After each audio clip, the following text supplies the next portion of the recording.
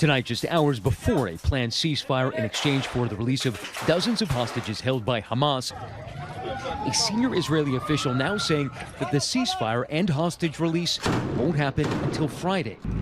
That is a relentless Israeli bombardment today left Gaza smothered in smoke.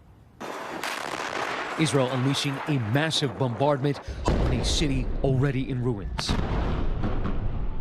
Israel and Hamas today hammering out the final details for the release of at least 50 Israeli women and children held in Gaza in exchange for a 4-day ceasefire and the release of at least 150 Palestinian women and minors jailed in Israel, as well as increased humanitarian aid into Gaza.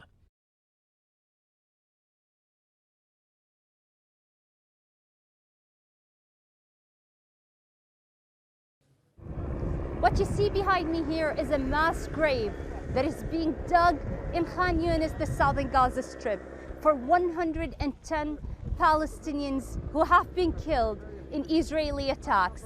These Palestinians' bodies have come from a Shifa hospital in Gaza City, where they were held, but their bodies have decomposed because of the lack of electricity and fuel to operate the morgues at a Shifa.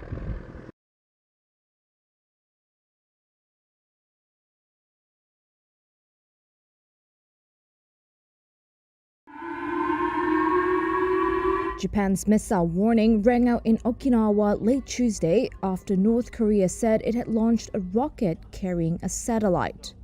Pyongyang claimed it placed its first spy satellite in orbit and vowed to launch more in the near future. Photos released by the North's state media appeared to show leader Kim Jong-un overseeing a fiery launch of a rocket. Hours later, Japan's Prime Minister Fumio Kishida condemned the launch.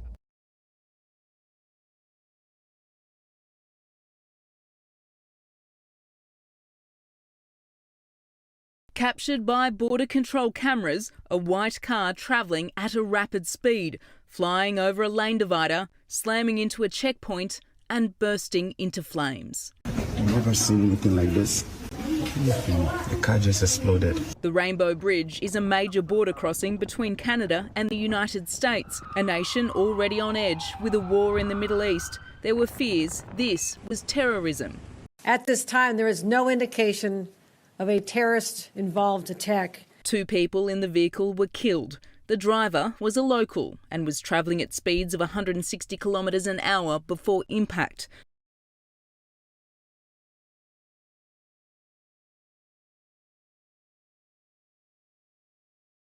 At least 3 people confirmed dead after a large landslide in southeastern Alaska. This morning, cadaver dogs and heat-sensing drones are being used to search for 3 others believed to be missing. Several children are among the dead and missing. The 500-foot wide slide barreled down a hillside into homes during a storm on Monday.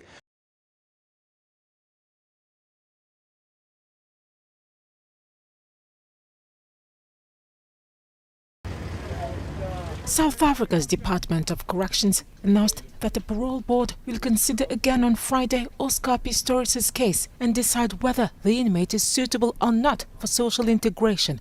The former Olympic champion was condemned for killing in 2013 his girlfriend Reeva Steenkamp. At his murder trial, he claimed he shot the 29-year-old model by mistake with his licensed pistol because he believed she was an intruder hiding in the bathroom. Serious offenders in South Africa must serve at least half their sentence before they are eligible for parole. Pistorius' case and his parole eligibility have been complicated by several appeals by prosecutors.